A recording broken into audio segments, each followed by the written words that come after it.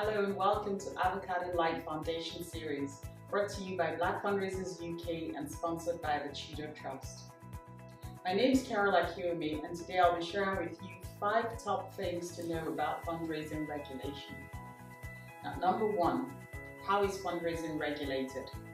Well, fundraising by charitable, philanthropic, benevolent organizations is largely regulated by the sector itself. That's also known as self-regulation.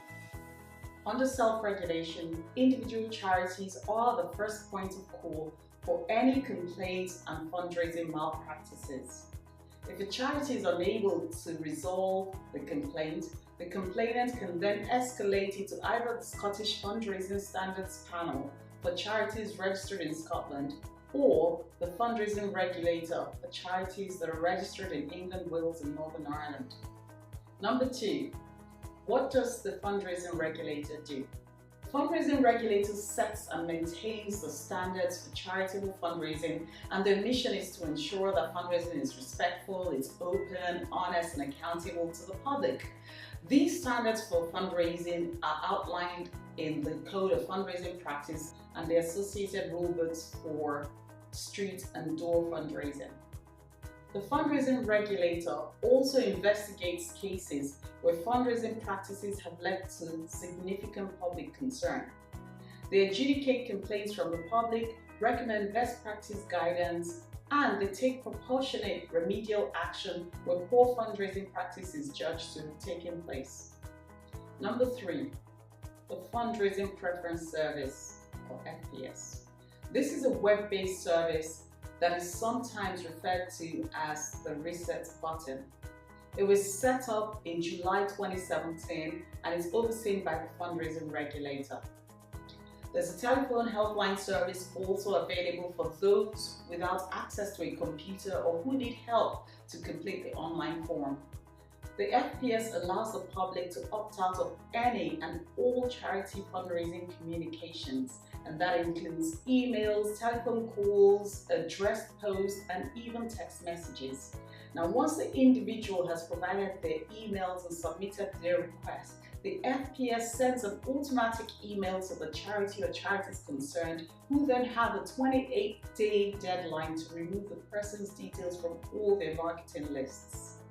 After this time, if that member of the public continues to receive communication from the charity or charities that it's specified, the regulator may need to escalate it as a Section 11 breach of the Data Protection Act.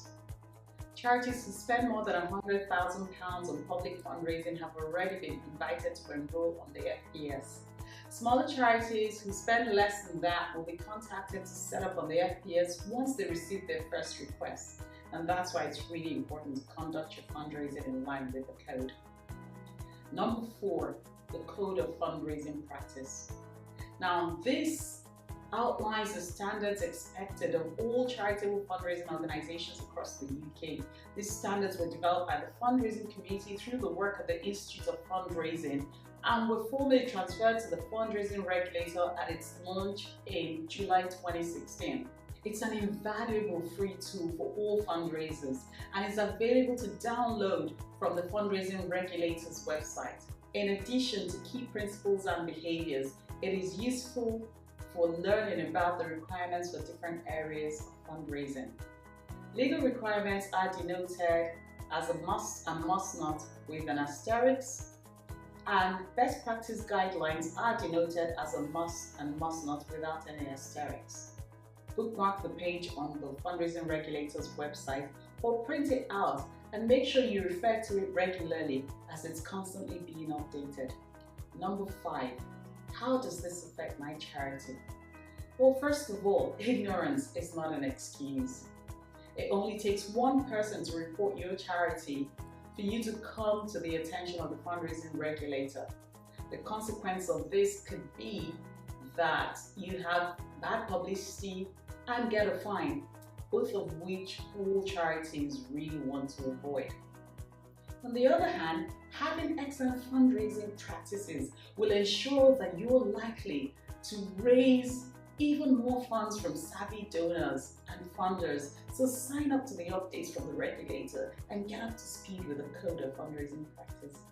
Now, there's some other key things to note that affect a lot of small charities based on my experience.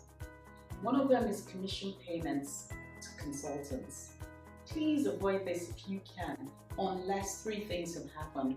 1. Other sources of fundraising and investment have been explored and exhausted. 2. Your trustees have approved the payments. And 3. Safeguards are in place to ensure that excessive remuneration is not permitted.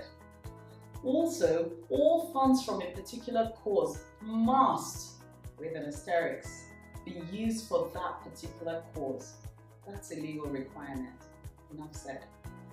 Don't buy, sell, or share supporters' data unless the person or people concerned have provided their express consent for their data to be passed on in this way. Don't engage in fundraising which is an unreasonable intrusion on a person's privacy, unreasonably persistent, or places undue pressure on a person to donate. Please don't. In addition, be very careful about taking donations from vulnerable people. And finally, this is new. If your organization is involved in any kind of fundraising, you must have a whistleblowing policy. In other words, you must make sure you have a clear and published internal procedure for members of staff and volunteers to report any concerns they may have regarding your fundraising practice. Well, thanks for sticking with me if you made it this far. For more information, download the accompanying handout from our website.